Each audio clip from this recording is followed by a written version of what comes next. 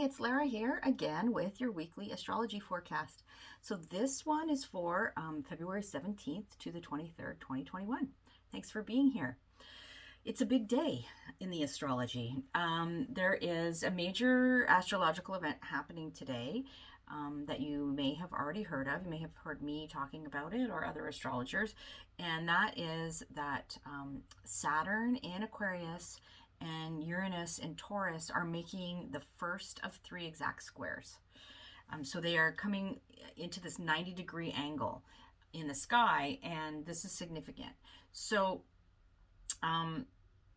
this is happening three times this year, and as it happens, as the conversation becomes exact, the energy heightens, right? We reach this sort of crescendo.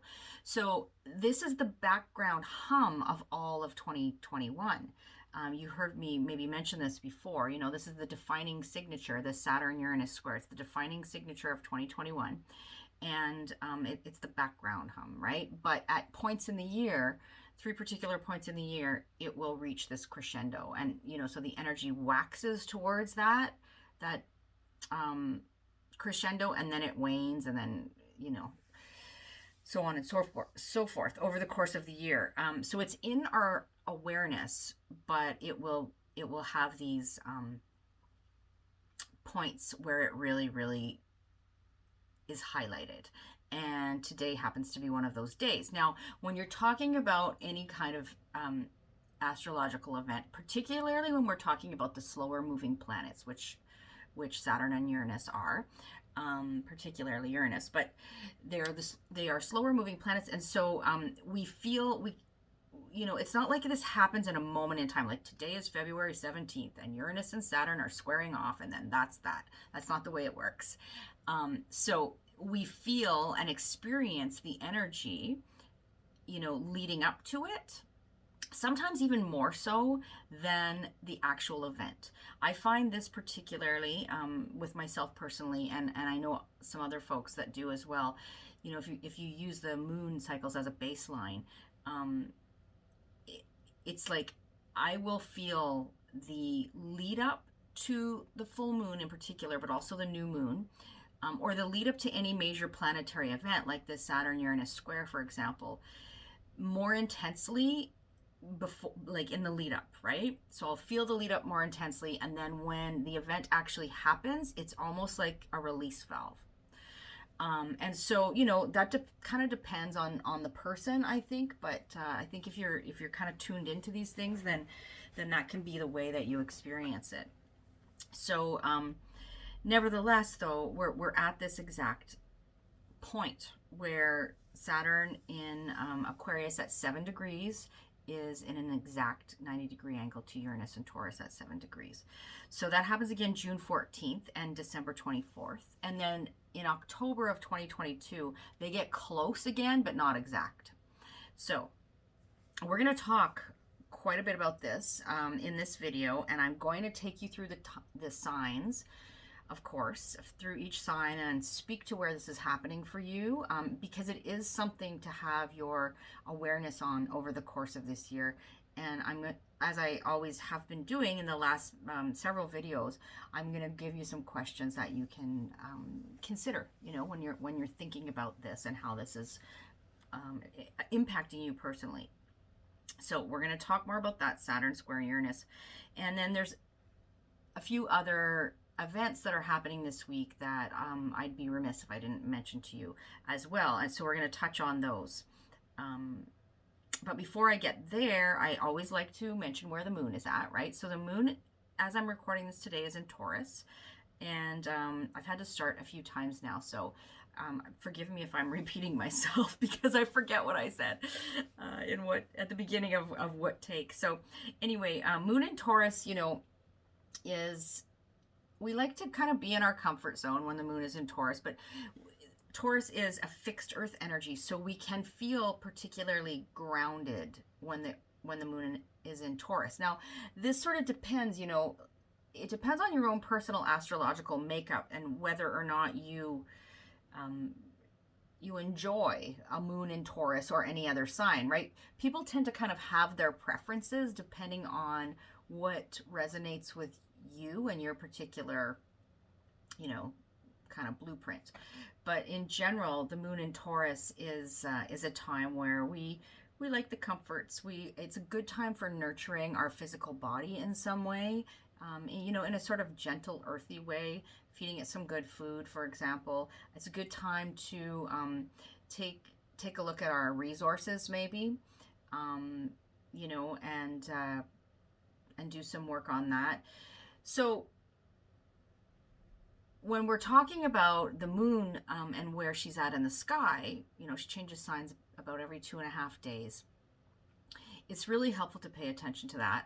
As you may have heard me say before, if you've been around here before, um, it can really, it can be a very empowering and enlightening experience to tune into the moon cycles and where the moon is at and how you respond to those, right? And so anyways, over on my website, I have this free guide to working with the moon. If you haven't grabbed it yet, you can grab it over there. It is just a bit of a quick start guide. There's an audio and a PDF there for you. So, moon in Taurus. As the moon moves out of Taurus, she will enter Gemini on Friday, the 19th, and remain there until Sunday. So on Sunday, the 21st, later in the day, the moon enters Cancer. So that's where the moon's at for the next few days. And if you want to know, you know, well, what does that mean? Like I said, go grab my guide to working with the moon, and it'll give you, you know, a baseline to get started with. So the Saturn square Uranus, we're going to talk about more. But before we get there, the other things I want to mention to you are that, first off, the sun is changing signs this week. So tomorrow, February 18th, the sun moves out of Aquarius and into Pisces. So the immutable water sign of Pisces. So happy birthday, my fellow Pisces sun sign. I'm a Pisces sun as well. And so happy birthday to you if you are a Pisces sun. And, you know, when the moon moves into, not the moon, when the sun moves into Pisces, it is a time for kind of, it's a good time for kind of having to sit down and doing a year in review almost, right? Because when the sun moves out of Pisces and into Aries next month, that is the beginning of a new astrological year, right? Aries is the beginning of the zodiac. And so when the sun is in Pisces, it's a good time to kind of do that year in review. So think about, and this is particularly relevant, I would say, for where we're at right now. What began last March of 2020? What began? Well, you know, we all were finding out about this virus that was rapidly spreading and entering the first phases of lockdown. And I know here our kids were on March break, and then that was that. They never went back to school for the rest of the year. It was online learning from then. So anyway, you know, think about that. Where have we been over this last year, and how far have we come, right? Like, in some ways it may feel like we haven't come very far because we've been sequestered at home for the most part. You know, not all of us, but we have had our movements and our freedoms restricted. And so it can sometimes feel like, you know, we haven't really done anything. But I think that if you want to go a little bit deeper than the surface level, I think we've all come a long way since last March. And we've certainly been through a lot. And there's a lot to reflect on there. And, you know, Pisces needs a lot of downtime because they process things very deeply. And there's a lot that goes on behind the scenes that isn't necessarily obvious on the surface, right? And so there, you know, one of the ways that Pisces recharges their batteries ideally is to kind of zone out a bit, daydream, right?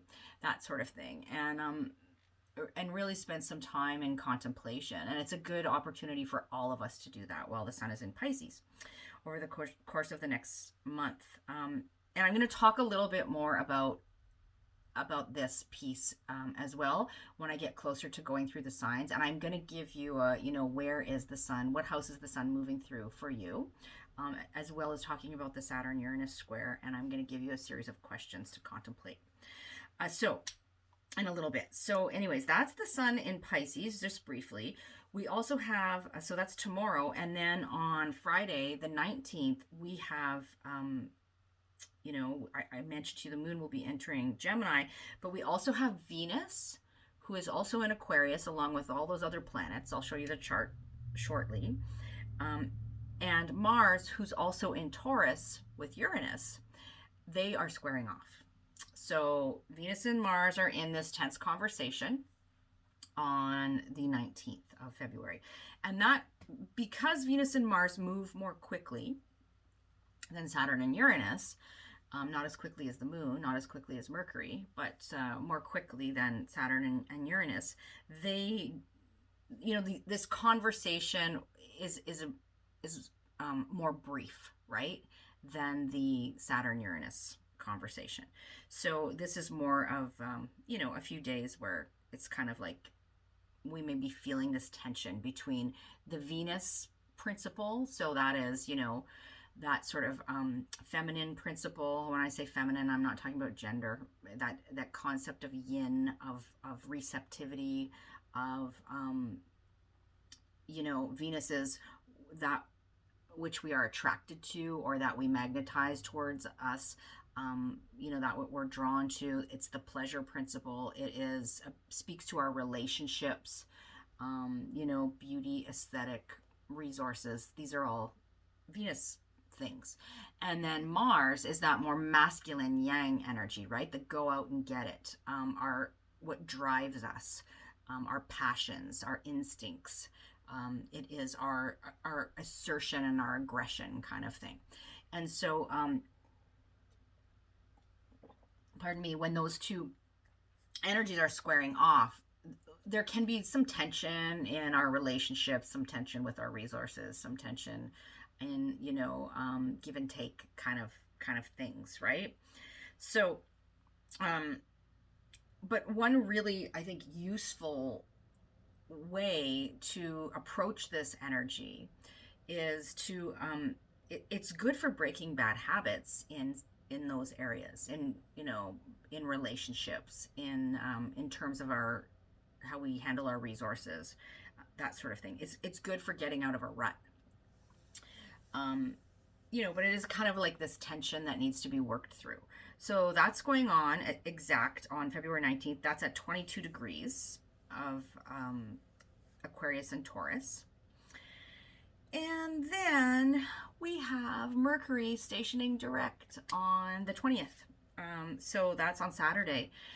Mercury in Aquarius, another planet that's in Aquarius, will station direct at 11 degrees. So back in June, at the end of June, on the 30th, Mercury stationed retrograde at 26 degrees of Aquarius, right? And started to move back through some territory it had already traveled through. And then, so revisiting some things, right? And we know, like, we talk a lot about Mercury retrograde being this idea is very connected to all those words that begin with right? Revamp, revise, revisit, review, rethink, reconnect, all those words. So that's all going on at the time of Mercury, as Mercury is moving backwards through ground it's already covered. And now on Saturday, as Mercury stations direct, it will begin to go back for a third and final pass over that same area before eventually leaving that zone come March. I can't remember the exact date in March, but by mid-March, we'll be out of that zone. But once Mercury stations direct and starts to pick up speed, we get some clarity. and we get this kind of the pieces start falling into place. The mental confusion can start to, the fog can start to clear a bit, or we get this chance to move forward with the things that we've been revamping, rethinking, reconsidering, all of that. And we can, and we may even, like, as Mercury stations direct, there may even be like sort of that kind of like final piece of the puzzle that is shown to us, that, once we get that, we can then go, okay, now that's what I needed. Now I can move forward, sort of thing. So that's happening. Mercury will remain in Aquarius until March 15th. So on March 15th, Mercury moves out of Aquarius and into Pisces. And now Mercury is now the morning star, meaning she. I don't know why I said that. Mercury is not a she. Mercury is becoming the morning star, and so it's like it's visible in the sky in the morning, right? In the wee hours of the morning, like just before the sun rises, and we can see Mercury. And it's when this happens, it's like Mercury can make some kind of sort of announcement, so we can get some kind of further clarity, insight, information, that sort of thing. So that's what's going on with Mercury. And I really want to spend the rest of the time talking about the Saturn-Uranus square that's going on. So let's look at the chart. Oh, my bracelet is caught on my sweater. Okay, so here's the chart for today, which is the first Saturn-Uranus square. So here up in Aquarius, we've got the party still going on, right? We've got the sun, we've got Venus, we've got Jupiter, we've got Mercury, we've got Saturn, all in Aquarius still. And then down here in Taurus, we've got Uranus, the moon today. As I'm recording this, the moon will move out of there. But then we've got Lilith and we've got Mars, right? In a square. You see those red lines, those lines of sort of inflammation, right? Those planets are in square to each other. Those two areas of the chart are in square. And that is really what I want to focus on. So, and then the sun, of course, is moving. See, it's at the last degree of Aquarius. We'll move into Pisces tomorrow. And then, as I said, Mercury will station direct. So that's the chart. So you see, I'm okay. First of all, not only am I hearing about, but I am personally experiencing a lot of restlessness, a lot of I've had anxiety. I've woken up in the night with panic attacks, which has not happened to me in forever. There's some hormonal stuff going on, but there's a lot of stuff going on in Aquarius, right? And Aquarius can be that, have that impact on our nervous system when there's all of those planets going on in Aquarius being squared by Mars and Uranus. And so it's interesting because I woke up this morning feeling better than I have been feeling in quite some time. So, who knows? Like I said, got some hormone stuff going on. So that could change on a dime, but I'm hoping that that's, it's a positive sign. And as the sun moves out of Aquarius and into Pisces, that's kind of the first easing up on all this energy that's been going on, right, in Aquarius, on all this big sort of, it's like a rave. There's been a rave happening in Aquarius, and I don't know if you know what a rave or if you've ever been to one, but it's kind of wild, and it's like it has that kind of that vibe, that feeling. And so as the sun moves off, into Pisces, we can start to get a little bit of relief there. And then, Mercury will station direct, eventually move out of Pisces and be followed by the other planets. But we will continue to have Saturn in Aquarius for the next couple of years, and we continue to have Jupiter there for the most part until next year, although Jupiter's going to make a little trip into Pisces in the spring for a brief visit. So anyways, hang tight. My point is, hang tight. Easier said than done, I know, but if you're feeling really amped up and agitated, or you are having some sleepless nights, some restlessness, feeling a little bit scattered, or sometimes, when we have a real concentration like this, it can also feel almost like a freeze, right? Like we don't know what to do. Like we're kind of almost like our nervous system is paralyzed, right? Think about that fight, flight, freeze, fawn response, which I'm going to talk just a little bit more about as I move through this Saturn-Uranus Square conversation. But so, it can also feel like just like exhaustion, right? Like so tired, just can't do it kind of thing. So my point is hang tight, because we're going to get some relief and some, a feeling of making progress, and in at least some ways, right? I'm not saying expect miracles, although miracles happen, so that's possible, but I'm just saying that, we're going to get a shift. So hang tight. All right, so let's talk more about Saturn-Uranus. So the Saturn-Uranus cycle, Saturn and Uranus cycle takes about 45 years, right? The synodic cycle. And when I say that, I mean, if you think about the moon cycle, where we have a new moon, the sun and the moon come together, right?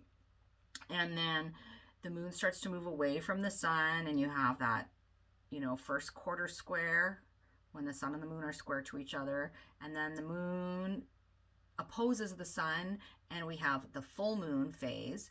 And then, now I gotta go like this. And then the moon reaches that second, the last quarter square phase, and then comes back again to conjunct the sun for the next new moon. Well, all the planets have a relationship to each other like this, and it's called the synodic cycle. And so the synodic cycle of Saturn and Uranus, so from conjunction to the next conjunction, takes about 45 years. So this Saturn-Uranus square that we're experiencing over the course of 2021, and that is exact, like I said, today for the first time this year, it is the final square. So that last quarter square, just like in the moon cycle, the phases of the moon, it's the final square in the cycle between Saturn and Uranus that began in 1988. And so Saturn and Uranus came into a conjunction at the last degree, I think it was the last degree of Sagittarius in 1988. And so here we are at that final square, right? So this particular cycle between Saturn and Uranus ends in 2032. And so we are, the square that we're in right now, right? It's kind of like I was saying to you, like it was building up even in 2020. And then we reached this first crescendo, February 17th, the day I'm recording this, 2021. And then we have 3 exact hits, and then comes very close again in 2022, and then it starts to wane. So we have the three hits this year, and then also, okay, some other things I want to tell you about. So that we're at this last quarter square, like I said, phase of this cycle between Saturn and Uranus. The opening square, right? So The conjunction happened in Sagittarius in 1988. The first square happened in sort of July to November of 1999, and then also in the spring, mid-May of 2000. And that's because of retrograde, right? So around that time frame, right, was the opening square. So it was a square, the same 90-degree angle, but it was the opening square. This is the closing square we're in right now. And then Saturn and Uranus opposed each other. So they were across the sky from each other, like at a full moon when the sun and the moon are across the sky from each other. They opposed each other between November 2008 and July 2010. So, and I could give you the signs that they were in. Obviously, the square, they were in Taurus and Aquarius, but I'm not going to go into too much detail there. So those are the dates. And I don't know about you, but personally looking back, I have some stories to tell about that. And I'm going to share a few tidbits with you, just so you can kind of maybe reflect back on your own experience and see where things were at personally for you, to get an idea of what are these two planets trying to tell you in your chart, right? What are they pointing towards? What lessons can you take from those experiences that maybe you had back then and bring them into this particular conversation between Saturn and Uranus, and like maybe do it better this time or differently this time, or maybe it worked, whatever was going on for you was working, and so you want to repeat that approach, right? So just keep that on the back burner for a few minutes until we get there. Historically speaking, and last week I kind of went through this whole list of things that happened when we had a similar new moon in Aquarius to what we had last week, and that was in the early 60s. I'm not going to do that, but you can get some good info online if you want to look it up. Of course, Richard Tarnas's book Cosmos and Psyche is a real good overview of these major planetary cycles. I have it on my shelf back here, but it's a heavy read, just to warn you. But there were some major things, just a couple of things that I cherry picked out here. So back in 1860s, there was in 1860, well, that decade, there was a Saturn-Uranus square, and that coincided with the U.S. Civil War. And then in the mid-60s, right, and I talked last week about a lot of things that happened around that time, particularly in 1962. But Saturn was opposing both Uranus and Pluto, right? And we know what happened in the 60s.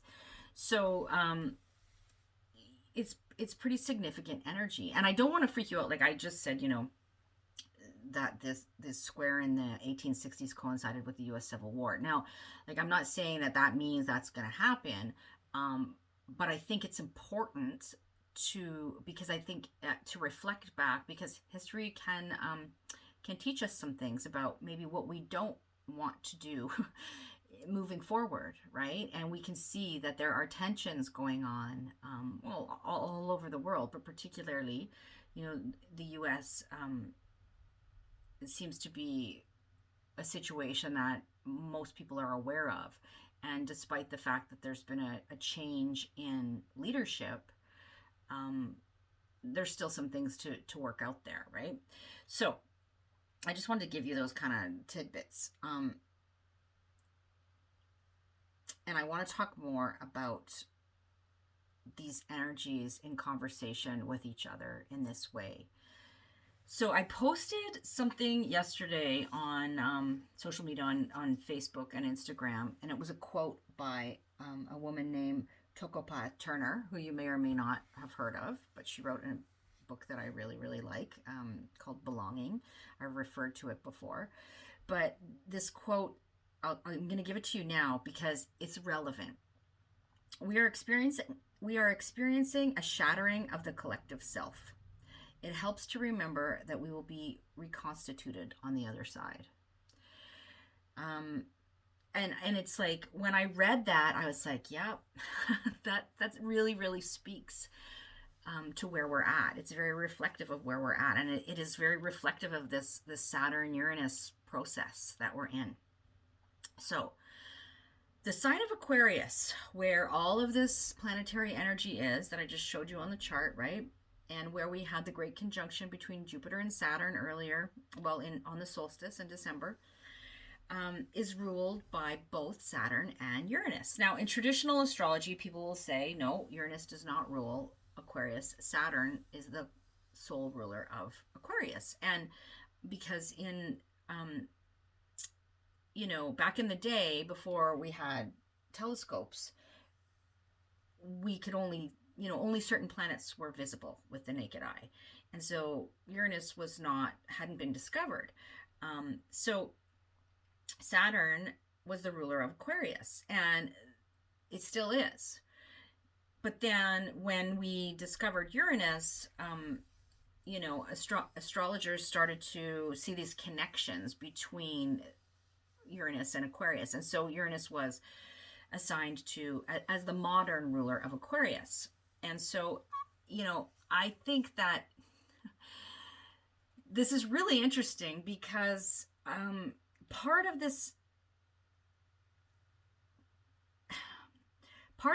what this Saturn Uranus square is pointing to, or is encouraging us to pay attention to, or is drawing to our attention, is this whole idea of the old and the new, right? And so you get this idea of the traditional ruler of Aquarius, the modern ruler of Aquarius.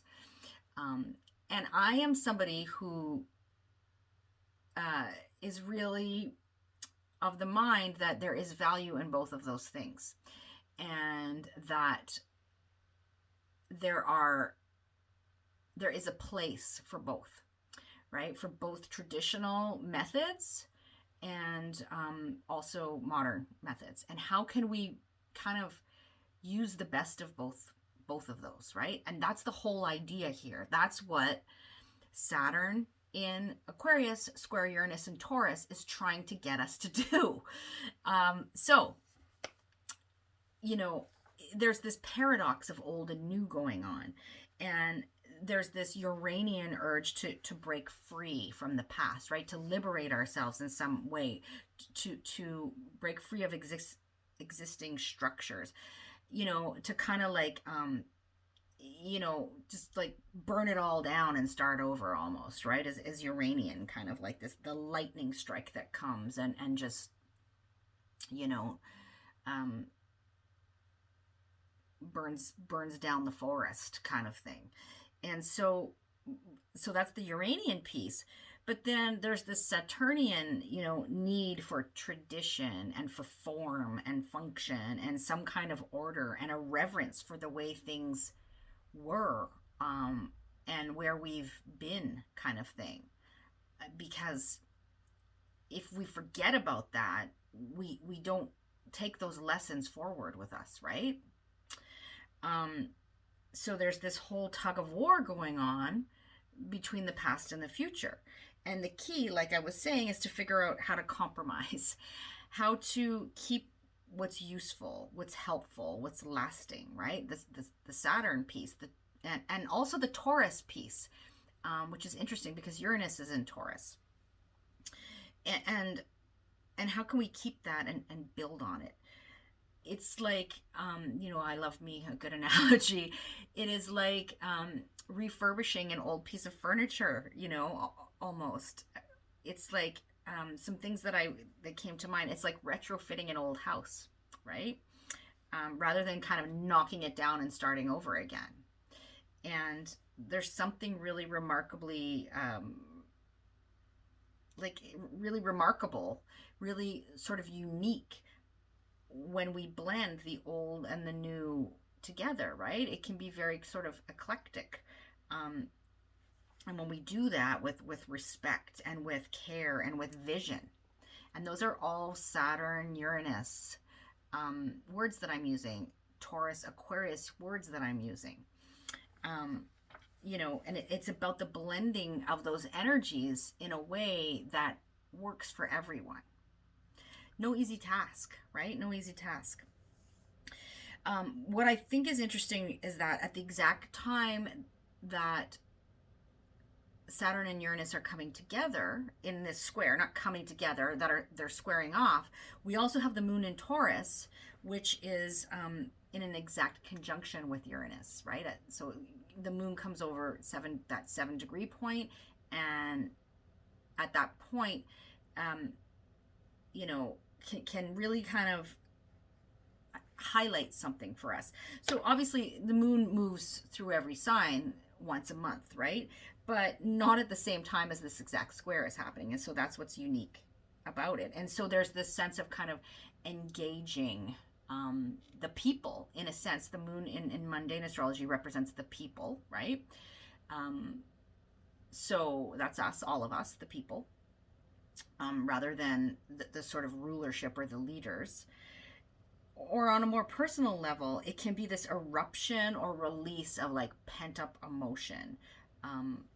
You know, that's the way I imagine it. So, and especially as the moon is entering this a square to the sun, right? The sun will be in Pisces, moon in Gemini, and so which can be this crisis point where we realize that something, we got to take some action on something. We might have to readjust our plans, that sort of thing.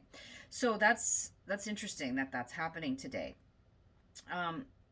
When we're talking about Uranus, change is not only essential, change is inevitable. But it's not necessarily about, like I said, blowing it all up and starting from scratch. And another analogy that came to mind was, think about, if you're an artist, or you know anything about, or you know an artist, or you know anything about that process, where, you'll see sometimes where people will,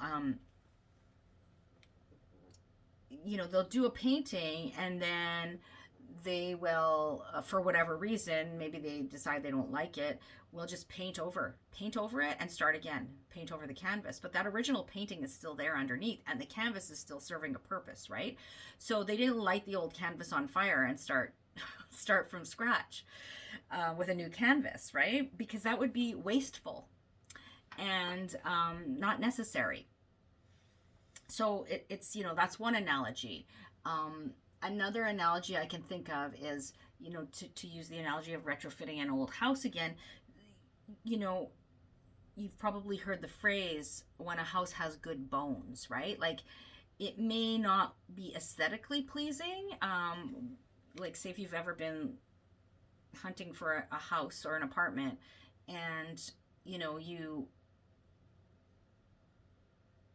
if you're somebody that has a hard time getting past the surface of the paint and the, if there's furniture in there, the finishings, that sort of thing, then you can have a hard time seeing the potential, right? But if you have somebody with you, or if you happen to be that way inclined yourself, you can see that maybe the house has good bones. There's something to work with there.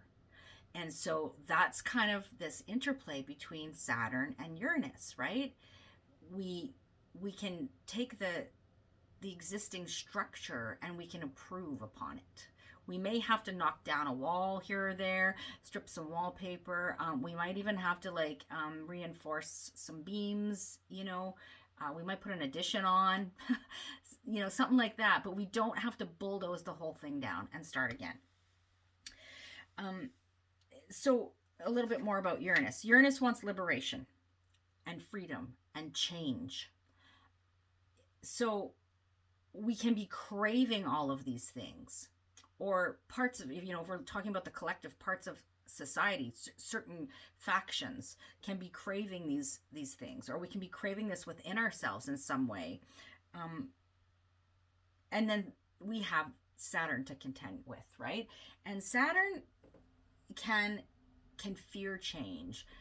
It can resist change, even changes that are for our own good. But ideally, when these two work together, it's a really powerful constructive combination.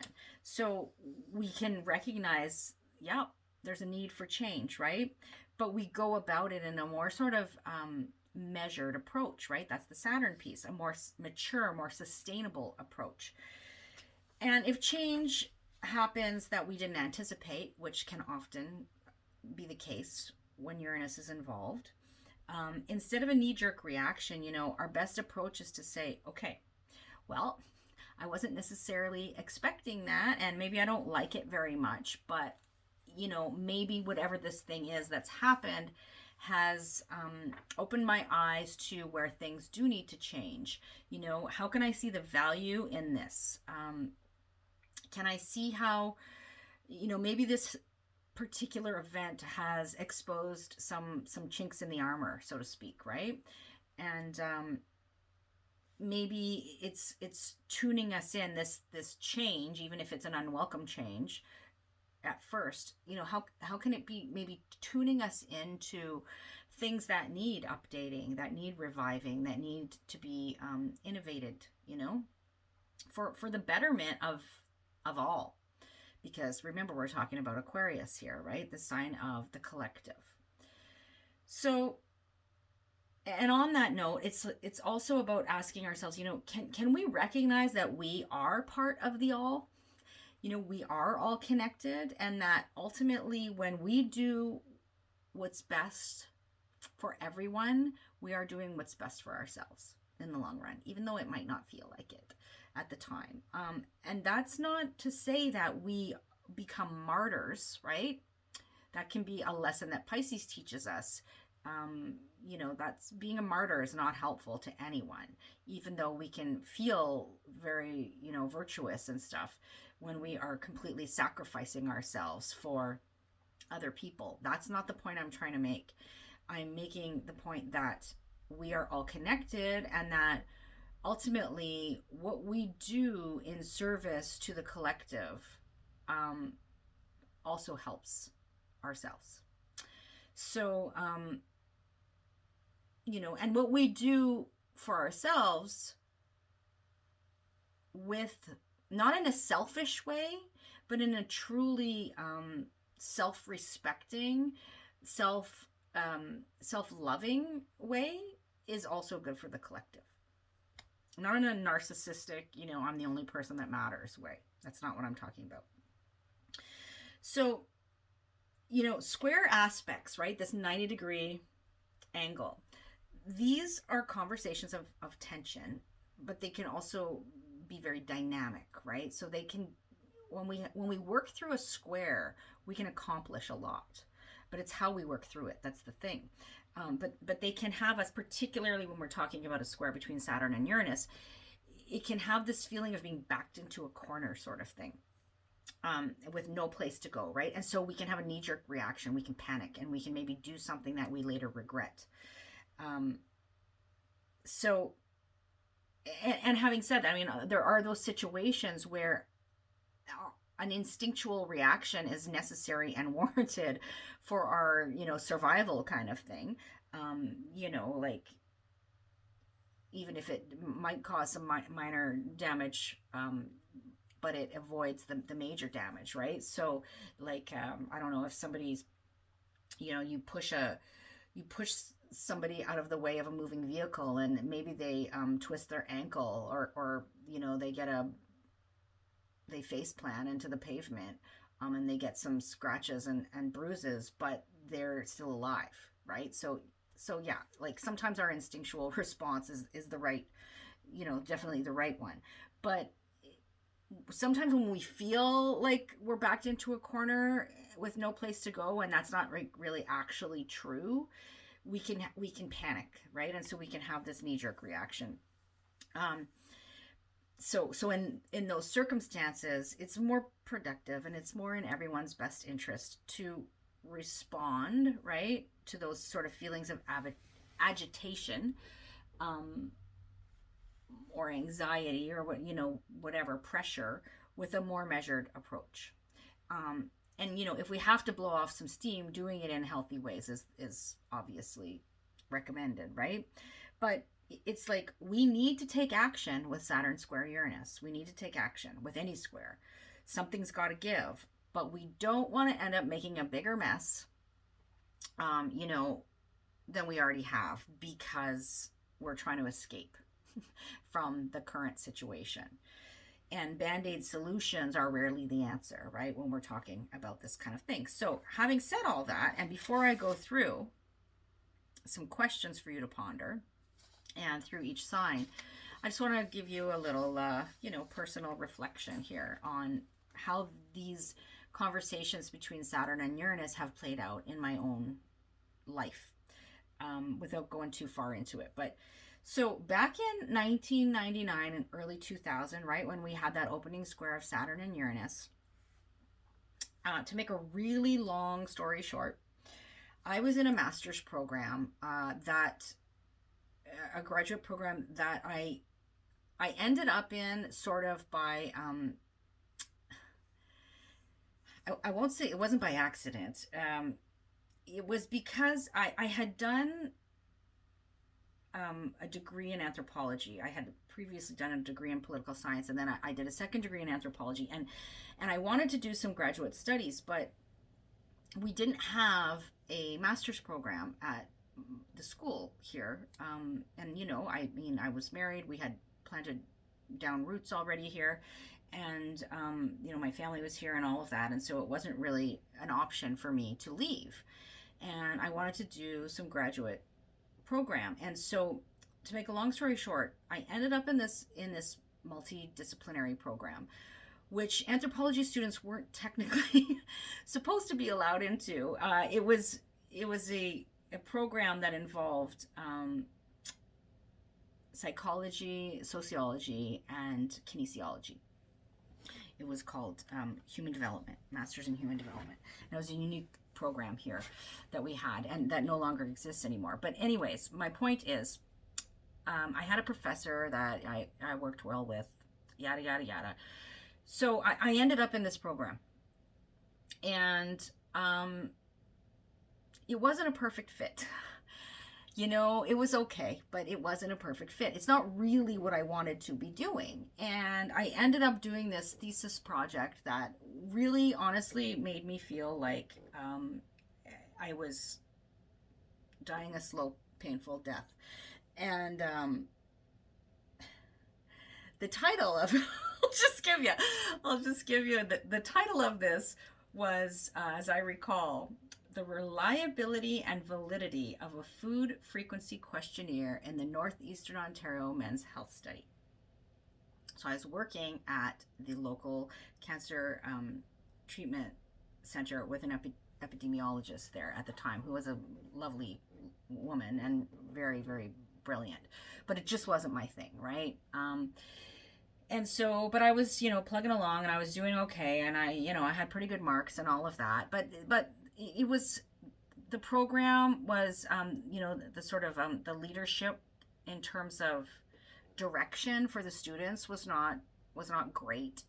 And anyway, I was rapidly losing interest, and there were some things going on personally for me at the time, too, family-wise and stuff like that. And I was just feeling more and more and more like, you know, like backed into a corner, like I can't do this for one more second.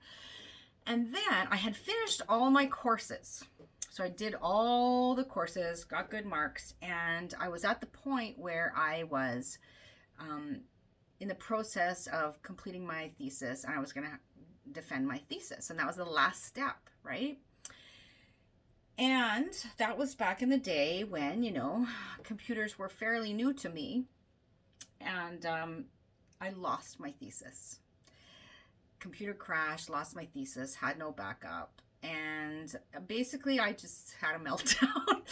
And it was kind of like the catalyst. It was like, well, that's it. That's a sign. And I took all my stuff and I walked in, and I dropped off all my research and was basically like, I'm done. You can have it. I don't want to be doing this anymore, you know. And it felt like relief at the time. It felt like liberation at the time.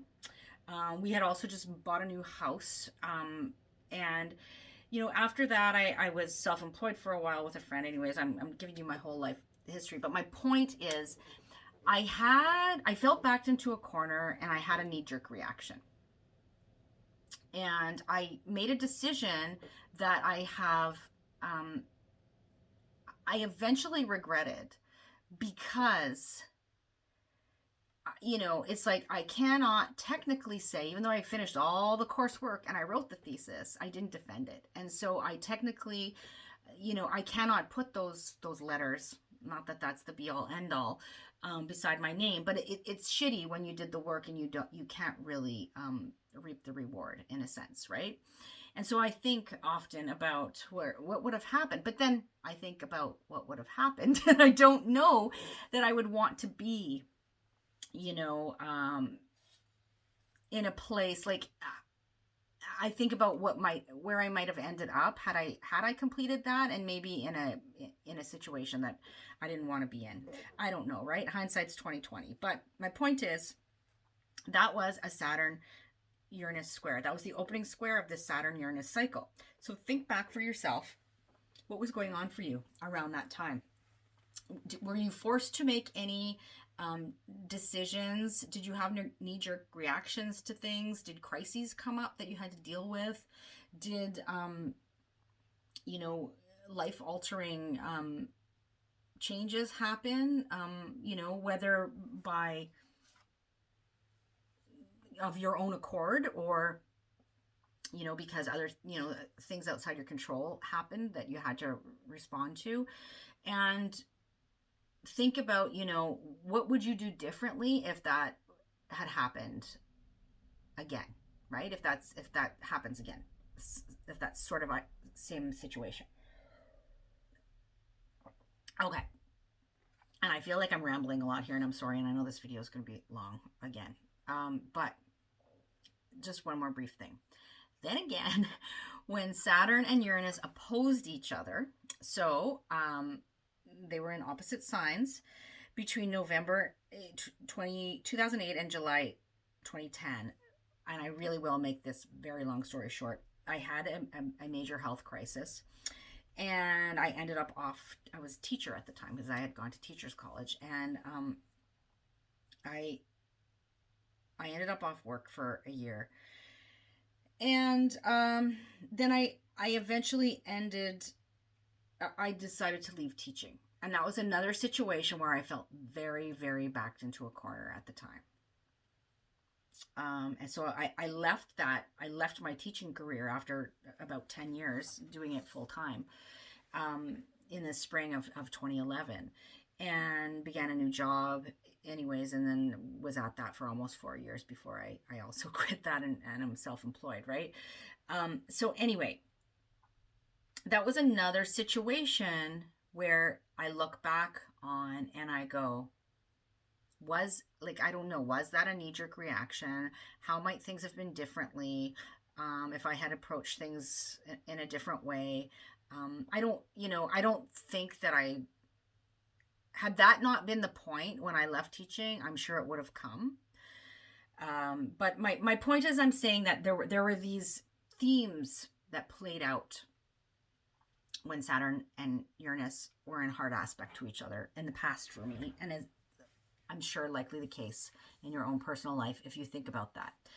So, moral of the story, there will always be good and bad, right, to contend with.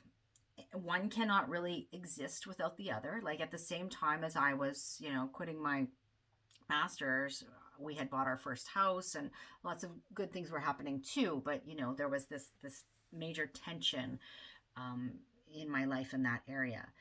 So, but the main thing is really, like, huge insights and tremendous growth can happen, right, as a result of responding to rather than reacting to crises.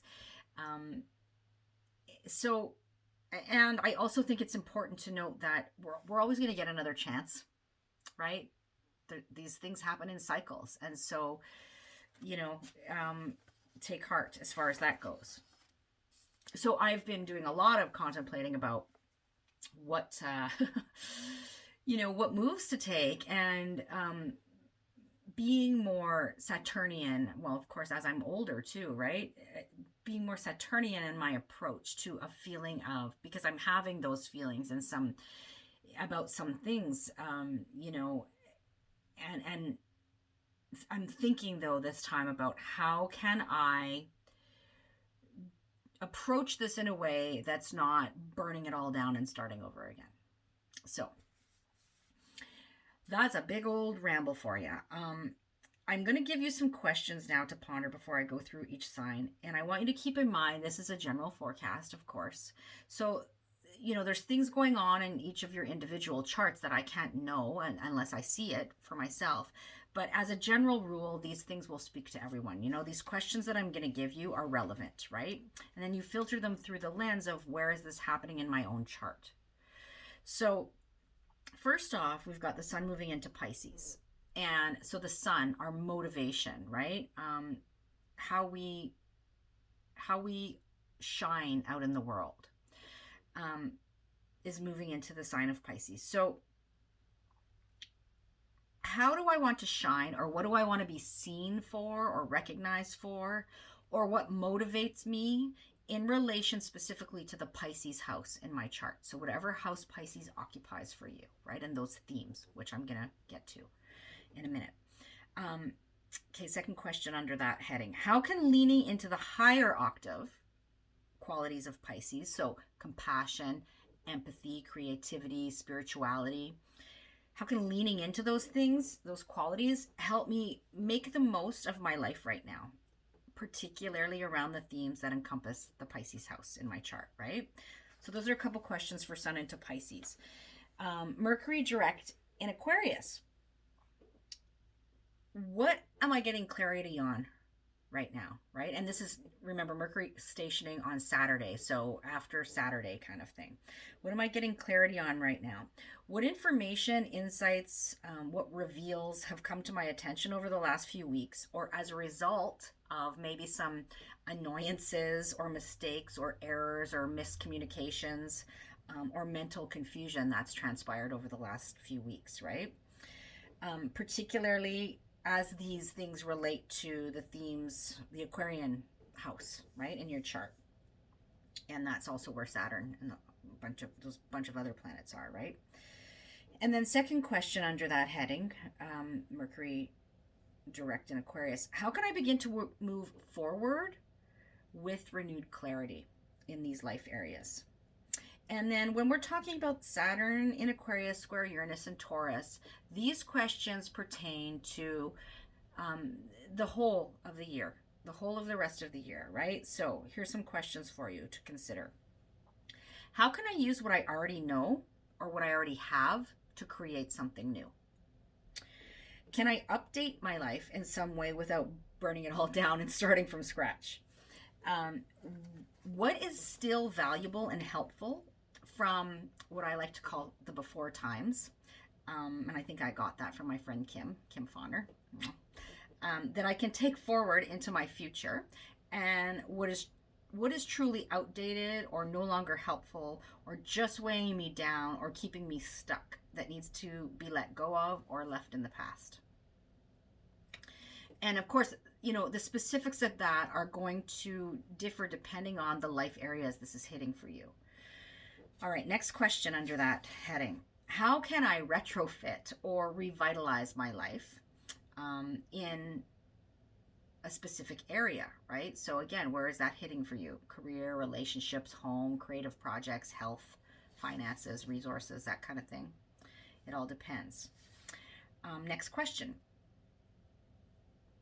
How can I sort of take things apart, right? This is similar, just worded in a different way to the previous question. How can I take things apart or deconstruct things and then put them back together in a way that serves my future self better, right? How can I break out of old habits or patterns that are limiting my growth? How can I bring together the old and the new in innovative and sustainable ways? And then last but not least here, how can I push or overcome certain boundaries without sabotaging myself or my future? So remember, I don't know if you watched the video from last week, but last week I kept using this line that I had read somewhere that I can't remember where.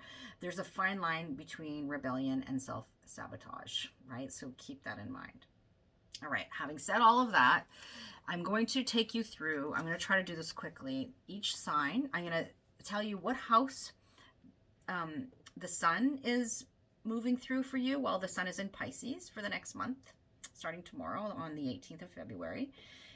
So that's where the sun is moving through, and that's shining a light on that area of the chart, right? That may be motivating you in some way, or asking you to shine in this area of life, and then use those questions that I posed here. And then where is Saturn square Uranus happening for you, right? So meaning where are Aquarius and Taurus in the chart for you? And we've covered this in past videos, but I'm going to do it again here. So we're going to start with Pisces because it's your season, Pisces, and you're always last, right? Last sign of the zodiac, last on the list. So Pisces, we're going to start with you because the sun is in your first house, if you're a Pisces rising. So I forgot to say, first and foremost, when you're listening to this, you listen for your rising sign in these general forecasts, rising sign or ascendant, right? First and foremost, and also listen for your sun sign and your moon sign. So starting with Pisces, if you're a Pisces rising, the sun will, we're talking about the sun in your first house. Or that first house energy, Pisces in your first house. If you are a Pisces sun sign, then you can look to your chart. What house does Pisces sit in for me? For me, I'm a Pisces sun, but Pisces is in my 7th house. The sun is in the 7th house for me. So then I would look at the 7th house as well. But for the sake of these general forecasts, we're talking about rising signs. So Pisces, this is your season. It's all about you when the sun is in, shining on your sign. And so we look to you as the example for how to approach things, right? And ideally, on the upside, on the more higher vibrational sort of end of Pisces energy, we have compassion and empathy and creativity, gentleness, sensitivity, all of those words describe Pisces at its best. And so we're looking to you for how can we use these qualities, right? And how can you now, when the sun is in your sign, shine those high vibe Pisces qualities out into the world, right? And be recognized for that. And obviously, if you're a Pisces sun, this is your solar return. So, where the sun returns to the place it was at when you were born. And so this is a reboot for you. This is your personal new year. And it's a time to, on a personal level, maybe set some intentions for how you want these next 12 months to look for you. And if you're a Pisces rising, then, this is it's also a reboot for you because this energy is happening in the first house of self, your physical vitality, your body, your the way you approach the world, the way the world perceives you, sort of thing. So that's the sun in Pisces piece. But then we have Saturn in the 12th house squaring Uranus in the 3rd. So we've got this tension between what's going on behind closed doors, the 12th house, right? Under the surface, in solitude, what's going on in the subconscious, perhaps themes around endings or losses. And in relation to the 3rd house, which has to do with your immediate environment and the people in it. So, this speaks to siblings, cousins, neighbors, teammates, peers, anybody that sort of you connect with on the day-to-day. It has to do with your communications and your thoughts and ideas, teaching, learning, usually of, the more elementary sort of elementary, high school level, learning the basics. It has to do with commerce. It has to do with mobility, short distance travel. These are all third house themes. And so those two areas of life, the 12th and the 3rd, are in tension over the course of this year, right? And then they're reaching a crescendo as Saturn and Uranus are in an exact square today, and then again in June and again in December. So you can think about your own situation and how those themes are speaking to you. And obviously, I said a whole lot in this video in the introduction, so please don't skip that, because this will be completely gobbledygook to you if you didn't listen to that. All right, moving on to Aries. Aries, we've got the sun in your 12th house right now, because you are about to experience your own personal rebirth, right? When the sun moves into your sign next month. But the sun is in your 12th house right now. And so sun in the 12th house is a time where our motivations are a little bit more behind the scenes, or a little bit more turned inward. Or we can have some, potentially sometimes there's issues around authority figures and endings and losses there. But it could also be like, some sort of focus on things that are going on behind the scenes. There can be a focus on, self-renewal. Like, it can be a time when you're feeling a little bit worn out. You're at the end of your own sort of personal cycle. And so you need more rest and more a solitude, and you need, some dream time, and you need some retreat, that kind of thing. So that's where the sun is. And then Saturn and Uranus are squaring off between your 11th and your 2nd houses. So Saturn in the 11th house of friends, the group, your hopes and dreams for the future, the people that can, your alliances, your allies, your benefactors, the people that can help you get where you want to go, sort of thing. Networks, connections, we can speak of, sort of even connections made over the internet when we're talking about modern day 11th house.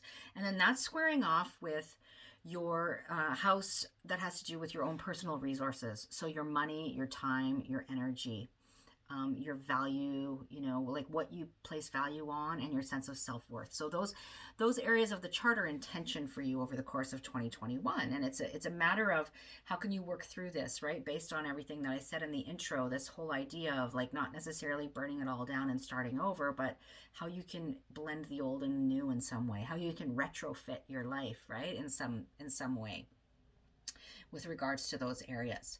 All right, next we've got Taurus. So Taurus, for you, the sun is shining through your 11th house all month, and that is a spotlight on your friendships, the group associations in your life, your hopes and dreams for the future, and the people that can help you get there, your benefactors, your allies, that sort of thing. And so that may be what's motivating you, or where you can put your motivations this month, Taurus. And then the square between Saturn and Uranus that's playing out over the course of this year is happening between your 10th house of career and public reputation and legacy and relationship to authority, and your first house of self, right? Of your physical body and vitality, and the way you appear to the world, and the way you approach the world, that sort of thing. So those two areas of the chart are in tension for you, and reaching that crescendo at this point in the year, and then again in June and again in December.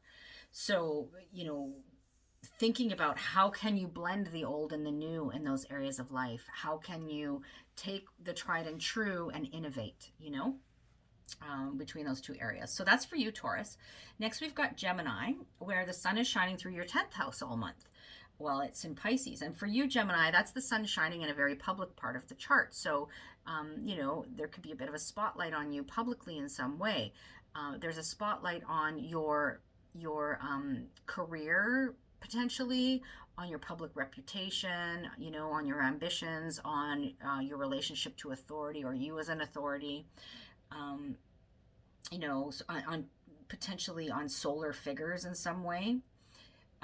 in your life. So that's where the sun is shining, and then this square between Saturn and Uranus is happening in your ninth and 12th houses. And so these are the areas of life that are squaring off over the course of this year, and that those areas of life have to do with your ninth house is about your sort of philosophy and your belief system, and your worldview, and the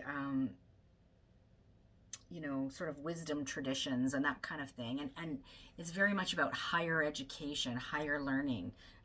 It can be about teaching, it can be about publishing, and it can also be about long distance travel, or more infrequent travel, or what I like to call armchair travel, which I was explaining to somebody the other day as like, what we can learn from people in places that are different from us without necessarily even having to leave our houses, right? So through books and webinars and online classes and all of that kind of thing. And then that's squaring off with your 12th house of solitude, of endings, of losses, of what goes on behind closed doors, of how you spend time and rest and reflection, of sort of maybe the bad habits that you've adopted that you're working through or you need to work through, or even places that are tucked away from the world, right? Like places of confinement, like hospitals and prisons and spiritual retreat centers and those sorts of things. So those are the areas of life that are in square on and off over the course of this year for you. And it's like, you know, using that approach of trying to kind of like blend the old and the new, of compromising in some way there, of retrofitting those areas of life, in some way. So that's for you, Gemini. Next, we've got Cancer, where the sun is shining through your ninth house all month, of teaching and learning, at the higher sort of level, generally speaking, sometimes of publishing. This can have to do with travel, usually of the long distance variety. This can have to do with your philosophy, your worldview, your belief system, how you come at the world, how you think about the world.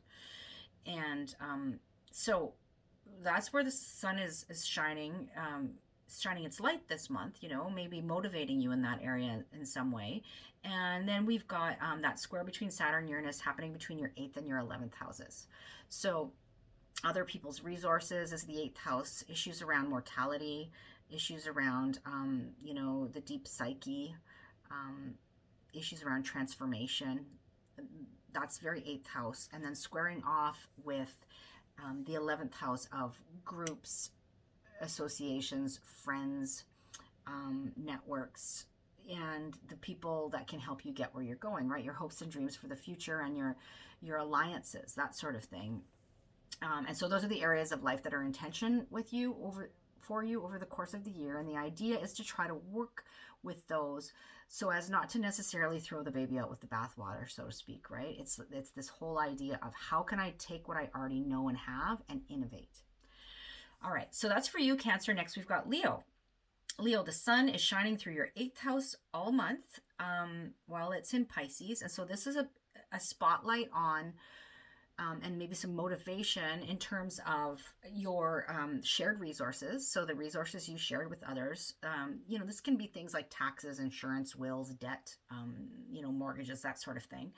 And it also speaks to issues around mortality, issues around, psychological wounding and healing, and that whole notion of transformation. So that's 8th house. And then we've got Saturn-Uranus squaring off in the 7th and 10th houses. So 7th house speaks to your one-to-one relationships, close personal relationships, significant others, business partners, close friends and family members, contracts and agreements we see here in the 7th house, squaring off with the 10th house of career, of public reputation and persona, of legacy, of your relationship to authority, that sort of thing. And so those two areas of life are in tension this year, on and off. And the idea is to work with that energy in such a way that you don't necessarily, burn it all down and start over again, kind of thing. Considering all the things that I said in the intro. So that's for you, Leo. Next, we've got Virgo. Virgo, the sun is shining through your 7th house this month. So it's a spotlight on your close personal relationships and potentially on contracts and agreements as well, right? And maybe there's some motivation in that area, or things that you are you're kind of wanting to be recognized there, or you're, shining your light in some way in that, in regards to those themes. And then you've got the Saturn-Uranus square playing out all year in your sixth and your ninth houses, which is the daily routine, right? Sixth house, checking off the ticky boxes. I always like to say it's this area that speaks to health and illness, and your the work that you do in the world, whether that be paid or unpaid, how you are in service, that sort of thing. So work and health. And then that's squaring off with this ninth house of higher learning, of your, philosophy and worldview, and maybe foreign people and places and what you can learn from them, and potentially long distance travel, right? If that becomes a factor again this year. So those are the two areas of life squaring off for you all year. And they're reaching a crescendo now, again in June and again in December. And so again, I'll say to you, the idea here is not necessarily to burn it all down and start over. It's about how can you take what's existing and innovate, right? So that's for you, Virgo. Next, we've got Libra, where we have the sun shining through your sixth house all month, which is shining a spotlight on your health, shining a spotlight on your daily routine, the daily grind, on your work, your daily work, right? Maybe on pets as well in the sixth house, and just maybe asking you, bringing you some motivation, maybe to deal with some things there, or maybe shining a spotlight there in terms of you being recognized in some way in that area of life, and or wanting recognition there. And then we've got the square all year between Saturn and Uranus happening between your fifth and eighth houses. And this is fifth house, is about your creative projects. It's about children. It's about what brings you joy and happiness, how you have fun in life, and squaring off with the eighth house, which is other people's resources. So this can be the income of your partner. It can be taxes, insurance, wills, debt, mortgages, that sort of thing.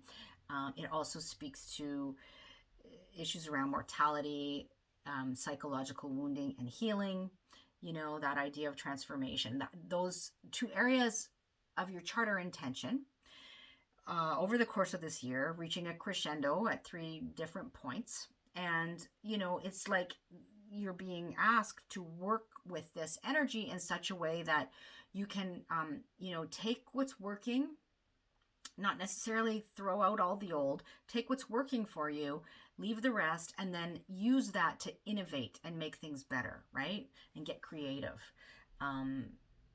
towards the future. All right, next we have Scorpio. Scorpio, for you, the sun is shining through your fifth house all month. So this is the house that encompasses themes of children, creativity, your personal self-expression, as well as what, how you have fun in life, what sparks joy for you, I like to say. So there is a highlight there. There's some motivation there. There is some potential maybe longing to be recognized, or maybe you are getting some recognition as far as those things go. And then over the course of the year, you've got 4th and 7th house square happening between Saturn and Uranus. So reaching a crescendo right now, and then again in June and again in December. And so those two areas of life, 4th house, home, family, roots, ancestry, place of living, emotional security, squaring off with relationships, close personal relationships, right? And also contracts and agreements. And so that is an area of tension for you on and off over the course of the year. And the idea is to try to, compromise in some way. It's a blending of the old and the new. How can I take what's working and bring something new and innovative to it, so as not to, kind of just burn it all down and start over? That's not really necessary. All right. I mean, sometimes that's necessary, but not always, right? And sometimes we think it's necessary and it's not. So that's for you, Scorpio. We're moving to Sagittarius next, where we have the sun moving through your 4th house all month. So it's shining a spotlight on your home, your family, your place of living, your roots, your emotional security, motivating you in that area somehow. You are shining in that area, or you're seeking recognition somehow in that area. And then we've got this on and off square between Saturn and Uranus in your third and sixth houses all year, right? Reaching a fever pitch right now, and then again in June and again in December. And those two areas of life speak to third house, your immediate environment, and the people in it. And this can be, your neighborhood, your siblings, your cousins, your peers, your teammates. This can be this is like can be school, right? Even like early learning environments. This can be communications and the way you communicate, and your daily communications. It can be commerce and marketing, and those kinds of things can fall into the third house as well. So those life themes are in tension with the sixth house themes of the daily grind, right? What you do on the day to day, your work, whether it be paid or unpaid, your daily work and tasks, and potentially pets, and your health as well, right? Falls into sixth house. So those are the areas that you're needing to find a new approach to the old, and not necessarily swipe off the table and start again, but maybe just declutter a little bit and keep the things that you really need, and then bring some new stuff to it. Different analogy this time. So that's for you, Sagittarius. Next we've got Capricorn. Capricorn, for you, the sun is shining through your third house all month. This is shining through that area of life that has to do with your immediate environment, right? And the people in it. So like whatever's kind of in your sphere. And that can be your neighborhood, your community. It can be your teammates, your workmates, your peers, your cousins, your siblings, your neighbors. And it can be about also communications, right? Daily communications and back and forth. Your style of communicating, your thoughts, your ideas, your perceptions. It can be about teaching and learning, usually of the earlier years, or the basics. Marketing, communications, those things are all Capricornian, and so, are all in the third house for you, Capricorn. And so this is the area of life that's maybe motivating you over the next month, or you're seeking recognition there, or you're getting some recognition there. And then the square between Saturn and Uranus is happening in your second and fifth houses. So there is tension between your personal resources, second house, right? So time, money, energy, also what you value and your sense of self-worth. And then themes around children, creativity, how you have fun in life, what brings you pleasure. Those two areas of life are squaring off and in tension over the course of the year, on and off. And so the idea is to work with those themes and whatever's going on there in such a way that you can, you don't have to necessarily start all over again here, but take what's working, and then innovate, right? Blend the old and the new in some way, as far as those themes go between the second and fifth houses. All right, last but not least, in this case, we have Aquarius. And man, this video is getting long. But we have the sun shining through your second house, Aquarius, all month, right? So it's leaving your first house and moving into Pisces, which is your second house. And so it's motivating you or shining a light on themes that have to do with your personal resources, so money, time, and energy, possessions. It has to do with what you value and your sense of self-worth, right? So you are being potentially recognized here, or you're wanting recognition, or this area of life just has a spotlight on it at this time of the year for you. And then the ongoing square between Saturn and Uranus is hitting your first and fourth houses all year, right? So reaching a crescendo now, then again in June and again in December. And so there is tension between the first house of self, of who you are, of your physical vitality, your physical body, and of how you approach the world and how the world perceives you. And that is in tension with your fourth house of home, family, roots, place of living, your sense of emotional security. And so the idea here is to work through this in such a way that you don't necessarily have to um, burn it all down and start over again. It's like, how can you innovate? How can you keep what's working, throw away the rest, and take those pieces that are tried and true and shine new light on them, put a new coat of paint on them, so to speak, right? So that's for you, Aquarius, and that's all 12 signs. And I hope that you found this helpful and insightful. And I know I'd really like to know if you find that this format here is losing you. Am I going too far into the details? Would you prefer that I didn't get so wordy, or that I did this in a different way? Is it too much for you to take in all at once? I mean, of course, you can always like come and take it in chunks, right? And I am endeavoring to put the timestamps in, but I would really like to know. And I'd love to know how the Saturn-Uranus square is playing out for you. So if you want to leave me a comment below, I'd really, really appreciate that. All right, take good care, and I'll talk to you next week. All right, bye for now.